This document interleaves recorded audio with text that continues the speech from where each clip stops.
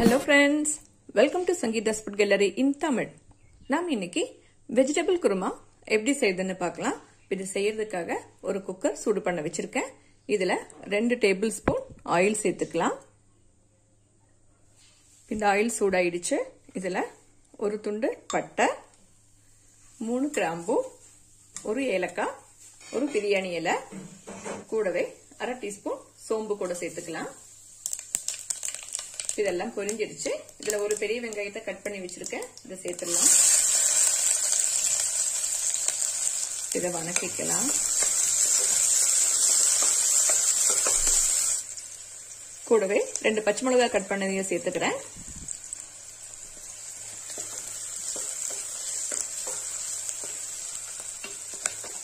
இந்த வெங்காயம் எல்லாம் வதங்கிடுச்சு. இதுல 2 தக்காளி பழத்தை கட் பண்ணி வச்சிருக்கேன். இதை சேர்த்துக்கலாம். இதை வணக்கிக்கலாம். இந்த தக்காளி எல்லாம் வதங்கிடுச்சு. இதுல 2 டீஸ்பூன் இஞ்சி பூண்டு பேஸ்ட் சேர்த்துக்கலாம்.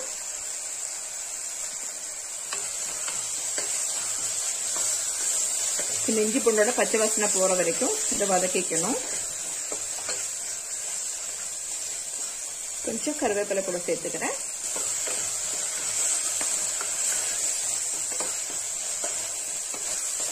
இதெல்லாம் வதக்கியாச்சு.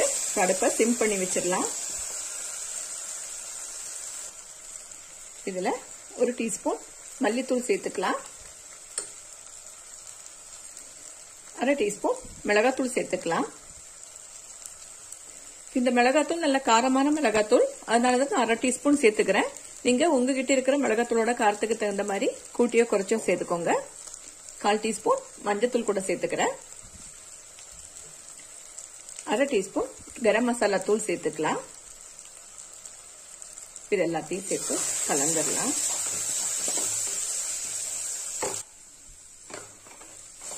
இதெல்லாம் நல்லா வணக்கியாச்சு. இதுல நம்ம கட் பண்ணி வச்சிருக்கிற வெஜிடபிள்ஸை சேர்த்துக்கலாம். ஒரு கேரட்,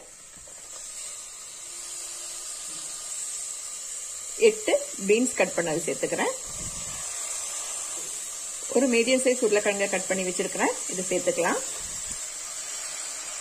கூடவே 1/2 கப் கிரீன் பீஸ் கூட சேர்த்துக்கிறேன். இது எல்லாத்தையும் சேர்த்து கலந்துடலாம்.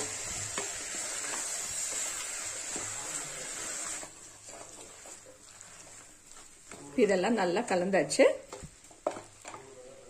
இதுல 2 டேபிள் ஸ்பூன் அளவுக்கு தயிர் சேர்த்துக்கலாம். இதையும் சேர்த்து கலந்துடலாம்.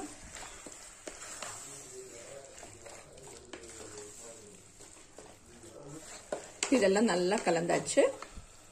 இதுல தேவையான அளவு தண்ணி சேர்த்துக்கலாம்.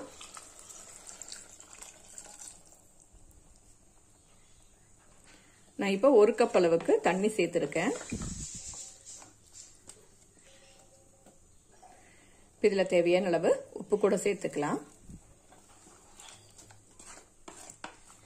இதெல்லாம் நல்லா கலந்தாச்சு.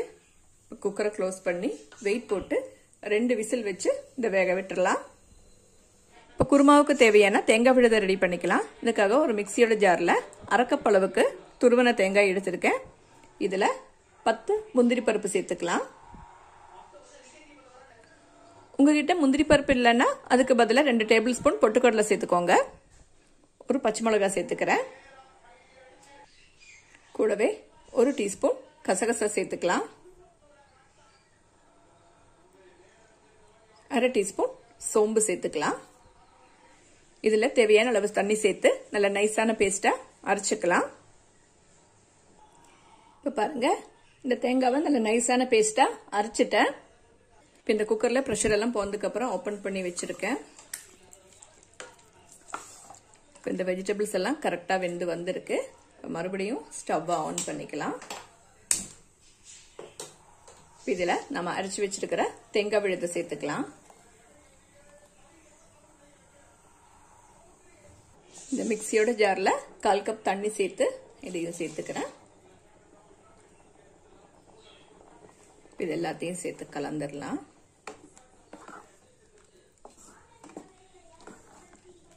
அடுப்பை மீடியம் ஃப்ளேம்லயே வச்சு ஒரு 5 நிமிஷம் கொதிக்க விட்டுடலாம். அவ்வளோதான். இந்த குருமாவை 5 நிமிஷம் கொதிக்க விட்டாச்சு. கிரேவியும் கரெக்டான பதத்தில் வந்திருக்கு. இப்போ அடுப்பு ஆஃப் பண்ணிடலாம். இதுக்கு மேலே கொஞ்சம் மல்லித்தலை கூட சேர்த்துக்கலாம்.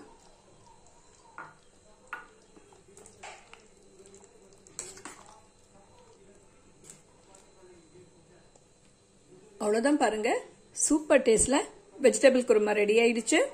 இந்த குருமா சப்பாத்தி, பூரி, பரோட்டா, ஆப்பம், இடியாப்பம் கூட எல்லாம் சாப்பிட ரொம்ப சூப்பரான ஒரு காம்பினேஷன். நீங்களும் இந்த ரெசிபியை ட்ரை பண்ணி பாருங்க. உங்களுக்கு பிடிச்சிருந்தா லைக் பண்ணுங்க, ஷேர் பண்ணுங்க, கமெண்ட் பண்ணுங்க, என்னோட சேனலை சப்ஸ்கிரைப் பண்ணுங்க. தேங்க்ஸ் ஃபார் வாட்சிங்.